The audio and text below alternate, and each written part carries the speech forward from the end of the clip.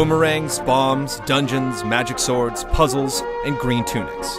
Welcome to The Legend of Zelda.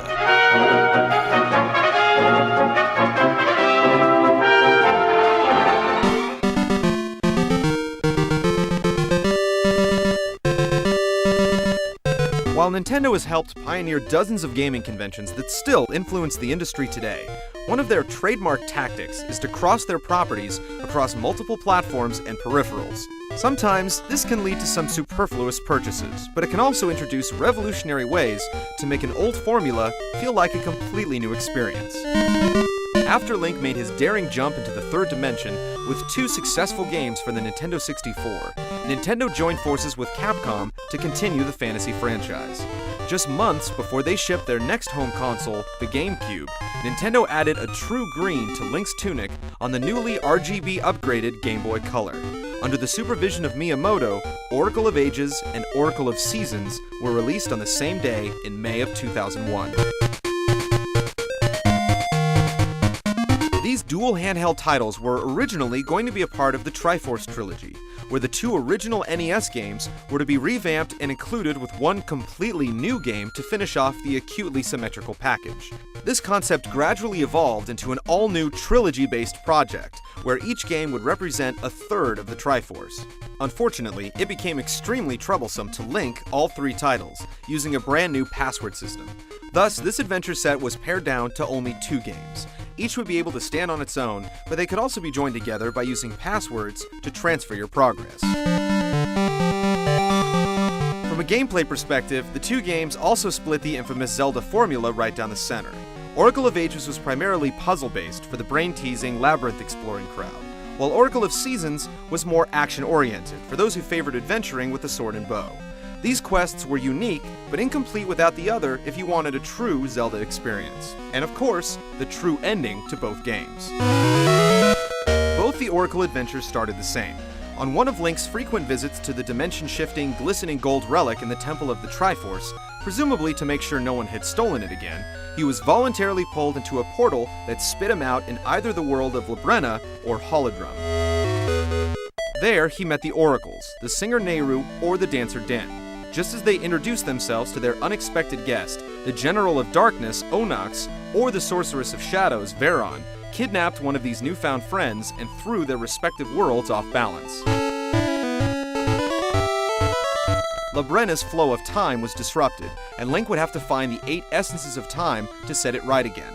To do this, he could travel 100 years into the past, and then back to the present, changing events and rewriting history as he made each trip back and forth. Holdrum's passage of seasons was adversely affected, and Link was required to wave a magic wand to alter the world between them, allowing him to access different areas. Holdrum's map was bigger than Labrena, but the Ages world was doubled up due to the alternate time periods.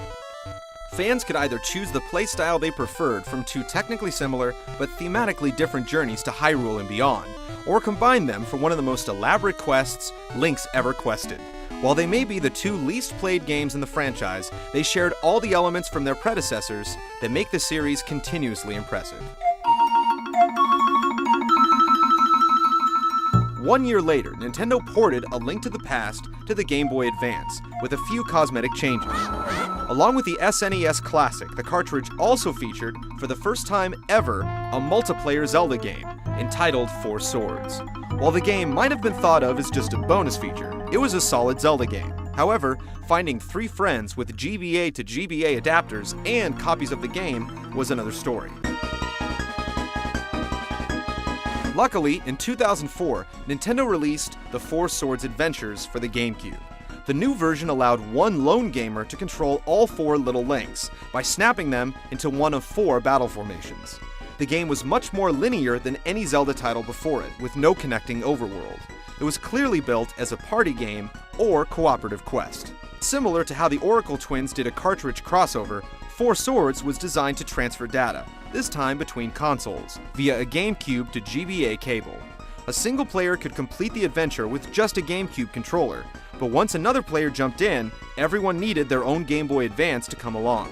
Your perspective would shift from the TV to the handheld in dungeons, caves, houses, and other interiors. Four Swords also marked the return of Dark Link, a doppelganger the good Link faced in Zelda 2 and Ocarina.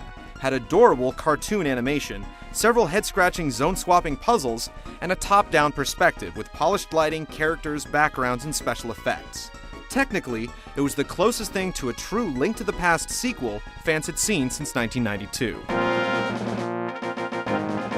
While these games might not have been as commercially successful as their gold-plated predecessors, they showcased Nintendo's willingness to try new things and experiment with their technology.